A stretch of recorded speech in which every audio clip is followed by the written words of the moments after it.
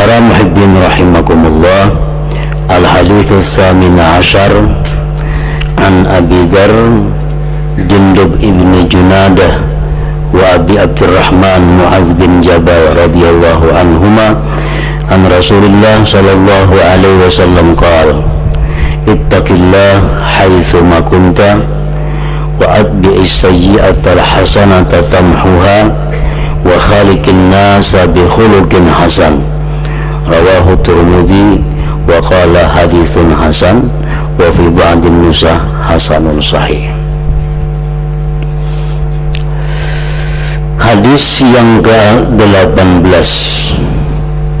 dari 40 hadis dari Abi Dzar Al-Ghifari Jundub bin Junadah dan Abi Abdurrahman Mu'adz bin Jabal radhiyallahu anhuma dari Rasulullah sallallahu alaihi wasallam, beliau bersabda, ittaqillah haitsu ma kunta, takwalah kepada Allah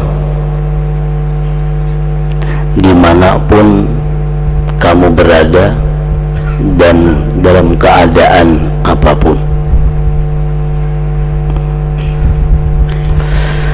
Wa atbi'is sayyi'atal hasanata tamhuha, dan iringkan perbuatan jahat dengan perbuatan baik, niscaya perbuatan baik itu menghapus akan perbuatan yang jahat. Wa khaliqin nasa bi khuluqin hasan, dan bergaullah engkau kepada manusia dengan budi pekerti yang baik. Nah, para muhibbin rahimakumullah, di dalam hadis yang ke-18 ini Rasulullah sallallahu alaihi wasallam telah menjelaskan, menerangkan 3 hak seorang manusia yang mesti dia laksanakan. Pertama, hak Allah. Yang kedua, hak dirinya sendiri. Yang ketiga, hak manusia selainnya. Yang pertama adalah hak Allah. Ittaqillaha haitsu ma kunta, takwalah kamu kepada Allah dimanapun kamu berada dan dalam keadaan apapun. Nah, ini yang pertama.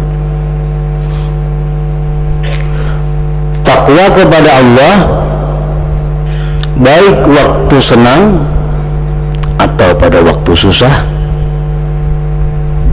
Takwa kepada Allah baik waktu miskin atau waktu kaya.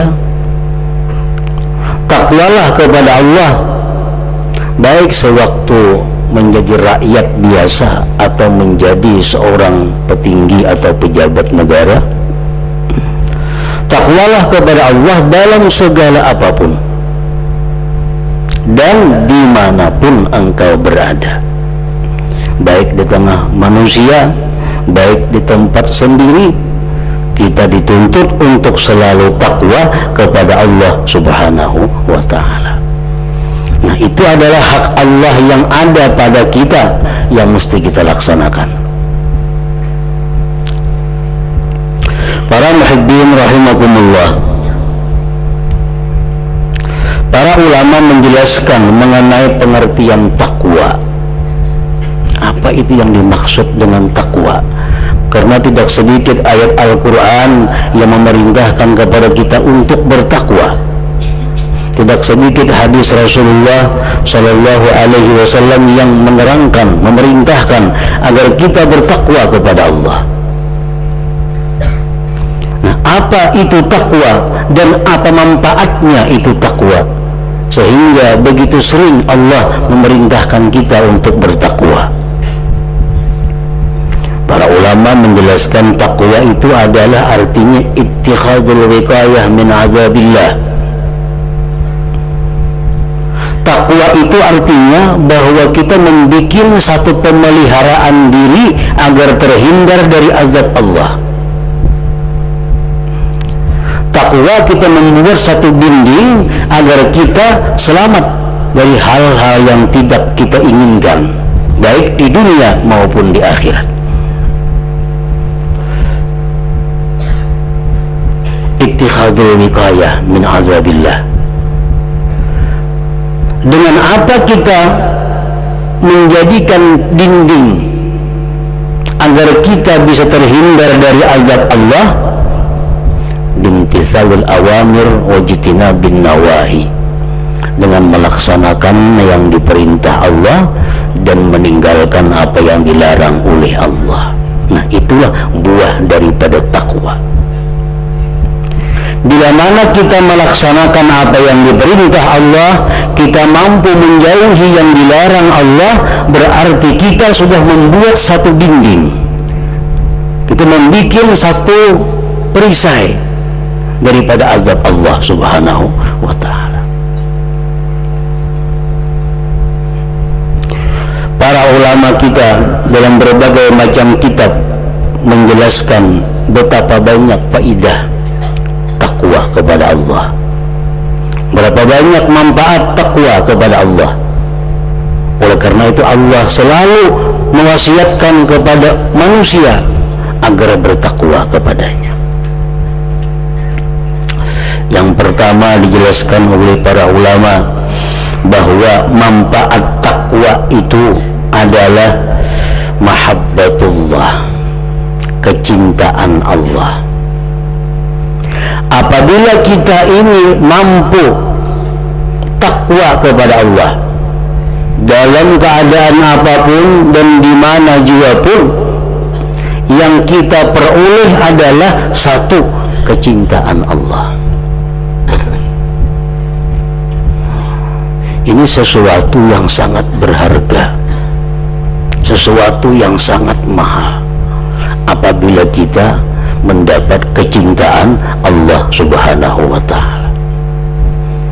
Allah subhanahu wa ta'ala berfirman dalam surat Ali Imran 76, fa innallaha yuhibbul muttaqin. Allah itu mencintai orang yang takwa kepadanya. Nah, kalau sudah kita dicintai oleh Allah, maka bagaimanapun keadaan kita pasti selalu bahagia, pasti selalu senang, baik di dunia ataupun di akhirat, karena kita sudah punya modal yang besar, punya modal yang kuat, yaitu kecintaan Allah subhanahu wa ta'ala.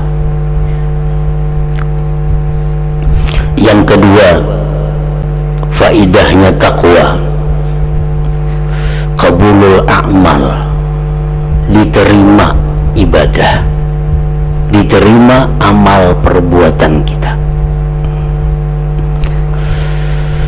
Allah subhanahu wa ta'ala berfirman, innama yataqabbalullah minal muttaqin. Hanya saja Allah itu menerima ibadah orang yang takwa. Orang yang tidak takwa artinya tidak diterima Allah amal ibadahnya. Karena itu kalimat innama, hanya saja artinya. Nah, oleh karena itu para muhibbin, Rasulullah dalam berbagai hadis menjelaskan bahwa Allah subhanahu wa ta'ala tidak menerima ibadah seseorang yang di dalam perutnya ada sesuatu yang diharamkan Allah.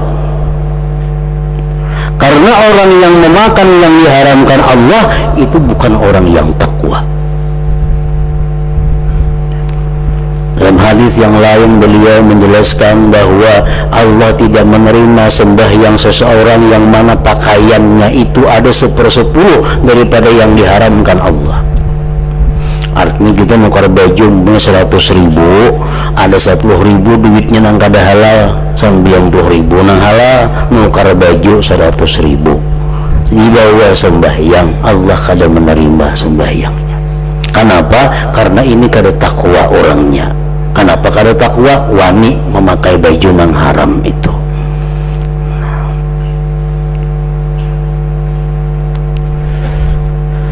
kita suka menggibah, suka menyambati orang, lalu kita sembahyang, lalu kita beribadah, ibadah tertahan di langit pertama, ditolak karena ini bukan ibadah orang yang takwa.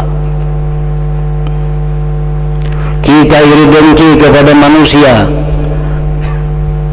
beribadah sebanyak-banyaknya, amal ibadah kita tertahan sampai langit yang kelima, kemudian ditolak karena ini ibadah dari orang yang bukan takwa.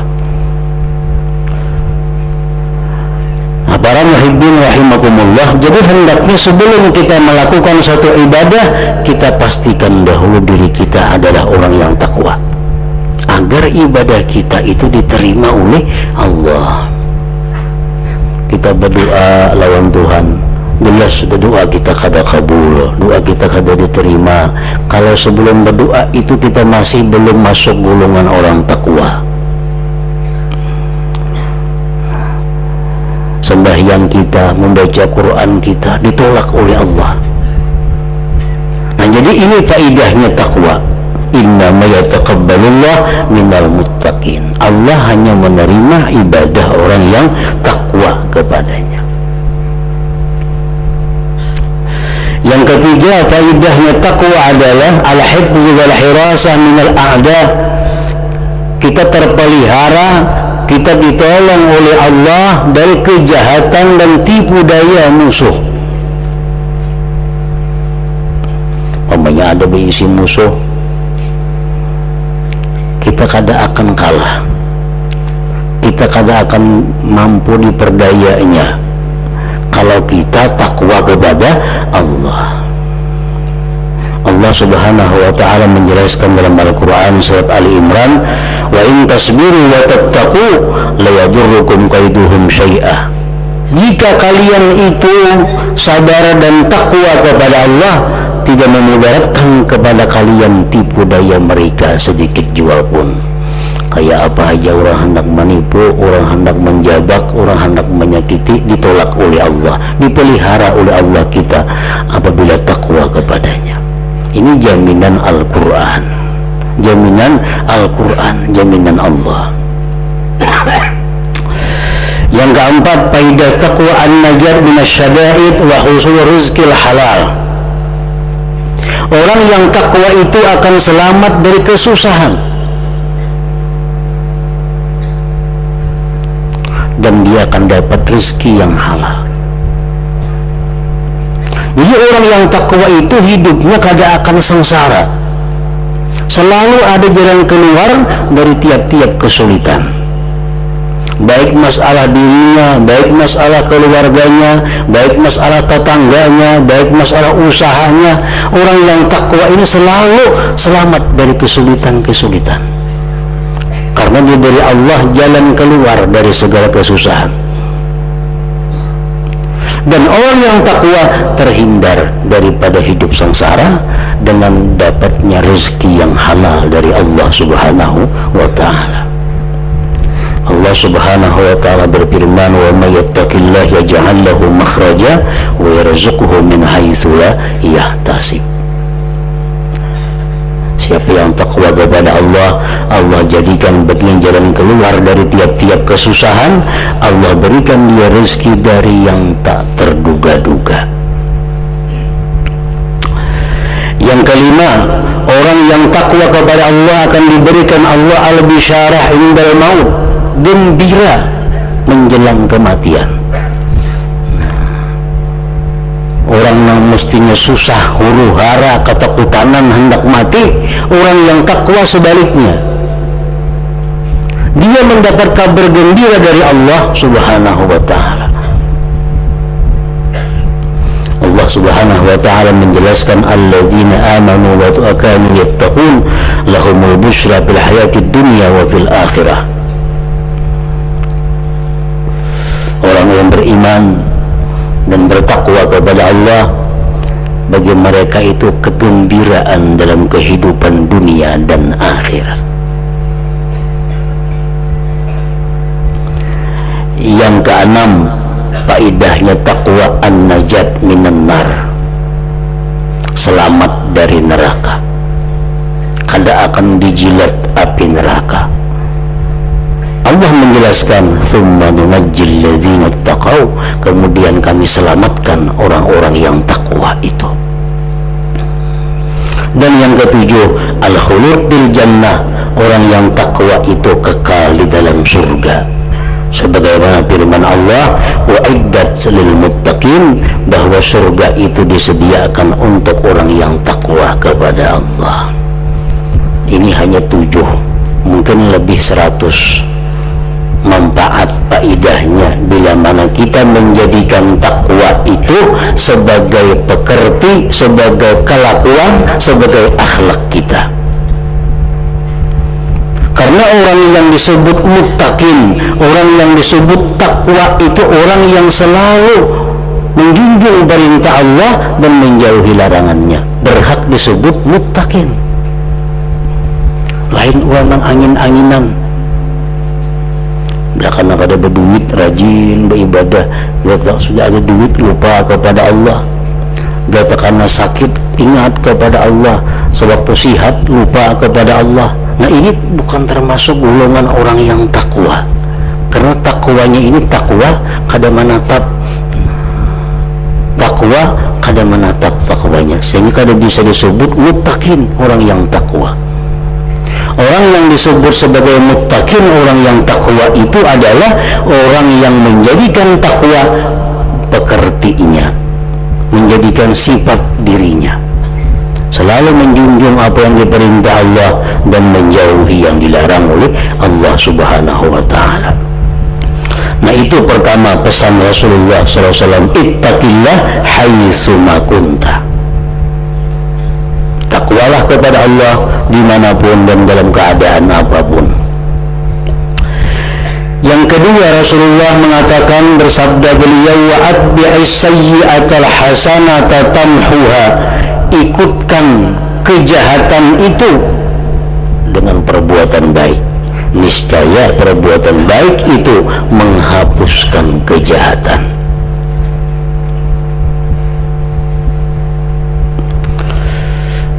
Pengertian kejahatan itu para ulama membagi ada 2. Ada kejahatan yang masuk dalam golongan kabair, dosa besar.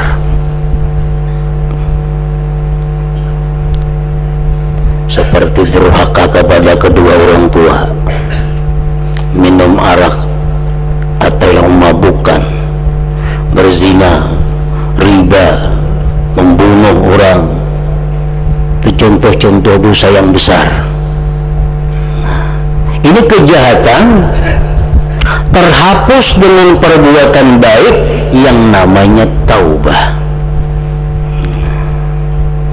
Artinya kalau dosa-dosa besar itu kada ada jalan lain yang bisa menghapusnya selain tobat. Orang yang melakukan perzinahan, berapa ribu rakaat saja sembahyang kada bisa menghapus dosa perzinahan. Orang yang melakukan riba, beberapa ribu rakaat sembahyang kada akan bisa menghapuskan riba, karena itu masuk dosa besar. Dan dosa besar la yamhuha illa taubah, tidak bisa menghapus akan dia kecuali tobat. Allah Subhanahu wa ta'ala dalam hadis qudsi berfirman, Ibn Adam uzkurni min awalin nahar sa'ah wa min akhirin nahar sa'ah aghfir laka ma baina dhalik illa al-kabair aw tatub. Hai manusia, berzikirlah kepadaku di awal siang sesaat.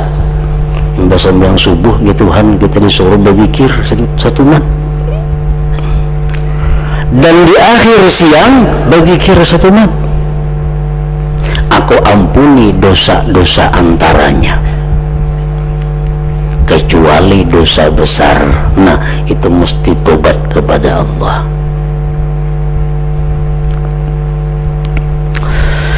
Kejahatan yang kedua dinamakan saghair, dosa yang kecil. Yamhuhat taubah awil a'malus salihah dosa-dosa yang kecil ini bisa terhapus dengan tobat, bisa pula terhapus dengan perbuatan baik sesudahnya.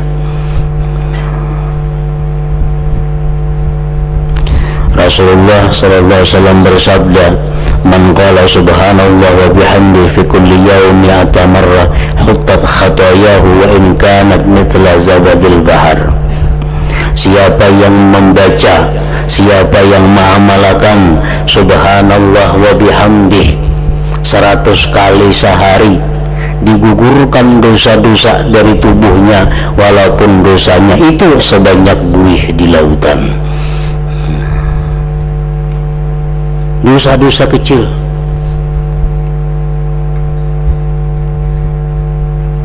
Contoh dosa-dosa kecil seperti kita ar-ridha bil munkarat as-saghair. Kita ridha dengan kemungkaran yang sagair. Itu dosa kecil. Mestinya kita dengan yang mungkar itu kada senang. Ini senang. Nah, satu dosa. Dosa apa? Tergantung mungkarnya. Kalau yang munkar itu kafir, kita riba dengan kekafirannya, kafir juga kita.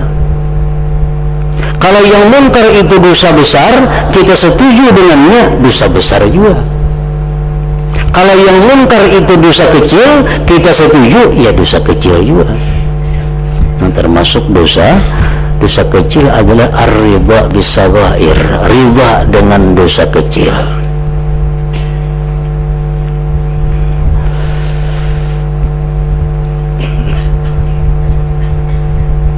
Kadang-kadang kita kadang melakukan satu dosa. Kita melarang istri kita memakai pakaian yang membuka aurat. Kita melarang anak perempuan kita memakai pakaian yang membuka aurat.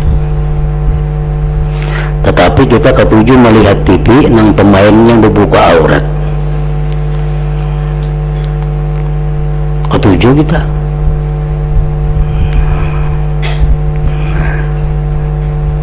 Ketujuh melihat orang nang berjalan bulang-bulit membuka aurat. Ini ar-ridha, ridha, setuju. Ini termasuk satu dosa yang seringkali kita kadang menyadari bahwa itu adalah dosa. Nah, kalau demikian bisa terhapus dengan perbuatan-perbuatan baik. Seperti subhanallah wa bihamdi 100 kali. Nah, menghapus dosa-dosa di mata seperti itu.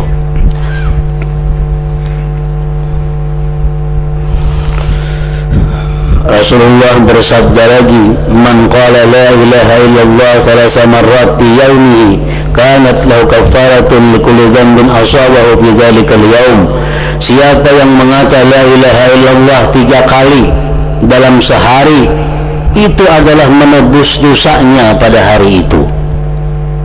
La ilaha illallah, la ilaha illallah, la ilaha illallah 3 kali. Menghapus dosa pada hari itu. Maksudnya dosa-dosa yang tidak tergolong besar. Nah, dosa-dosa kecil. Ini yang dimaksud oleh sabda beliau tadi, wa atbi'is sayyi'atal hasanah tamhuha.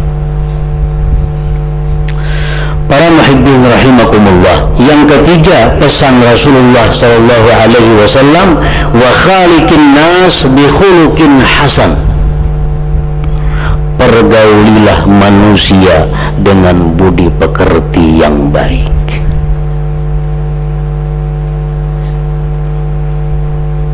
Bagaimana budi pekerti yang baik itu?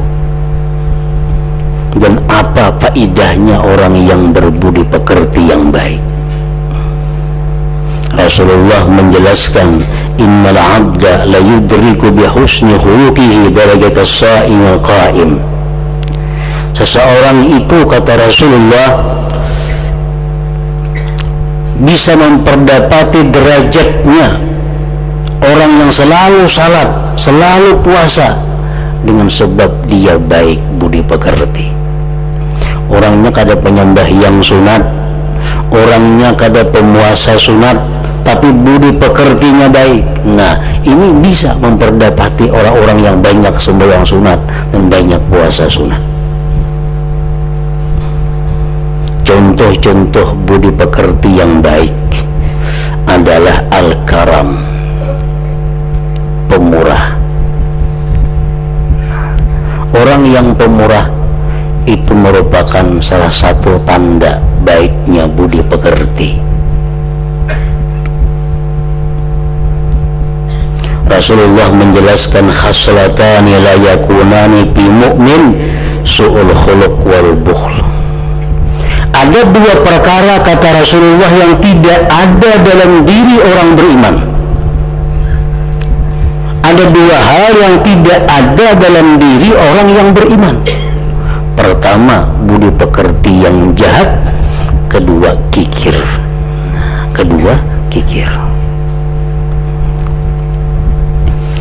Yang kedua, tanda-tanda husnul khuluq itu adalah bastul wajah, manis muka.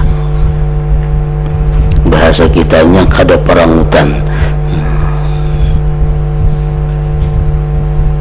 Yang ketiga, kaful aza, kada mau mengganggu orang. Tanda-tanda budi pekerti yang baik, baik tingkah lakunya, baik tutur katanya, baik pekerjaannya, kada mengganggu orang lain. Yang keempat, ihtimal ini artinya menyandang gangguan-gangguan orang, kada melawani gangguan-gangguan orang, disariki orang, diapai orang, disandangnya, kada membalas apalagi menzalim. Nah, ini contoh-contoh yang baik akhlak itu. Sebagaimana diriwayatkan dalam beberapa kitab yang mensyarahkan hadis ini, ada seorang laki-laki mempunyai istri yang jahat budi pekerti. Artinya berisi bini ini budi pekertinya kada kau dikisah lagi. Hendak melapor lawan khalifah waktu itu Sayyidina Umar bin Khattab, hendak melaporkan bini nih pamamayan, penyarikan di rumah kada biris macam-macam. Hendak berlapor lawan Sayyidina Umar dengan harapan karena Sayyidina Umar memanggil bini itu dan menasihati. Nah, berangkatlah laki-laki tadi ke tempat Sayyidina Umar bin Khattab. Begitu sampai di pelatar rumah Sayyidina Umar, mendengar ada suara bini-bini bermamai dalam rumah. Mendengar ada suara perempuan bermamai di rumah. Didengarkan bermamai bujur. Siapa yang memamainya? Dilihati, soalnya Sayyidina Umar memamainya. Nah, Sayyidina Umar dekatnya manusia yang keras, manusia yang berani, gagah perkasa, dimamai oleh nang bini. Jadi ujaran laki-laki tadi, "Mah ini sahabat Sayyidina Umar dimamai nang bini, aku wajar aja memamai bini kok." Bulik laki-laki tadi, kada jadi Sayyidina Umar. Sayyidina Umar ini merasa ada tamu nang bulik, didatangi sidin. Kenapa bisa mau dibulik? Kenapa yang bulik? Ulun nak melapor lawan pian bini ulun kada baik akhlaknya. Setelah ulun sampai ke rumah pian kurang lebih yang bini pian. Lalu apa kata Sayyidina Umar bin Khattab? Beliau berkata, "Innaha tabbakhatun li ta'ami, khabbazatun li khubzi, ghassalatun li thiyabi, murdi'atun li waladi, wa laysa dhalika biwajibin 'alayha, wa inni ahtamiluha lidhalik." Jadi Sayyidina Umar, itu istriku memasakkan aku makanan, mengolahkan aku roti, menapasakan bajuku, menyusui anakku, maharaguakan anakku, padahal itu kada wajib lawan inya. Nah, oleh karena itu setiap kali mamai aku sandang aja mamayannya itu. sabi wajib. Nah, jadi praktik contoh Sayyidina Umar ini merupakan budi pekerti yang baik, ihtimalul adza, menyandang. Nangarakan. Tapi bini Sayyidina Umar ini bujur orangnya penyarikan nang bini, tapi bemasak rajinan, bertapas rajinan, namanya anak pintar, samuaan baik. Cuma sebutin aja pamamayan lawan laki masalahnya. Nah, para muhibbin rahimakumullah, dan disebutkan lagi tentang ihtimal ini. Syakik al-Balkhi atau al-Balkha ini, beliau ini punya istri, di samping pamamayan ditambah penguliran. Nah, kalau Sayyidina Umar masih baik, bisa bini rajinan aja walau pamamayan. Syakik al-Balkhi ini mana penguliran, mana pamamayan, sehingga keluarga beliau itu menyarankan kepada Syakik al-Balkhi supaya talikha, sudah bini pian itu cerai aja sudah, mana di rumah gak ada biris, mana pemungkungan gak ada baik. Apa jawabnya Syakik al-Balkhi? Ujar Syakik menjawab, in kanat sayyi'atal khuluq fa ana hasanul khuluq. Amun istriku itu jahat budi pekertinya, aku barang nang baik budi pekerti. Walau faraktuha lasirtu mislaha, jikalau aku ceraikan dia, berarti aku sama lawan ini ngarannya. Itu alasanku kadang menceraikan. Pertama, kalau aku ceraikan ini, berarti aku sama lawan ini pada kada baik akhlak.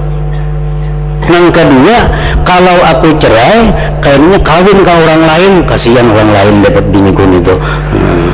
Jadi baik aku juga tinggal menyandangnya. Nah, ini ngaran ihtimalul adza, menyandang. Min alamati husnul khuluq, tanda daripada baiknya budi pekerti seseorang. Nah, wa khaliqin nas bi khuluqin hasan. Nah, mudah-mudahan Allah Subhanahu wa taala selalu membimbing kita untuk selalu takwa kepada Allah Subhanahu wa taala, selalu bertobat dari segala dosa, memperbaiki budi pekerti kita. Amin ya rabbal alamin. Ila hadratin Nabi sallallahu alaihi wasallam.